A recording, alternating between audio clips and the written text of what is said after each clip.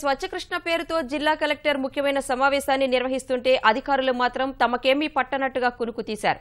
విజయవాడ తొమ్మలపల్లి కళాక్షేత్రంలో జరిగిన సమావేశంలో జిల్లాలోని అన్ని శాఖలకు చెందిన ముఖ్య అధికారులు పాల్గొన్నారు. కలెక్టర్ మాట్లాడుతున్న సమయంలో ప్రతి వరుసలో నిద్రలో జోగుతూ చాలా మంది అధికారులు కనిపించారు. కొందరు చాటింగులు, మరికొందరు సెల్ఫీలతోనూ బిజీగా కనిపించారు.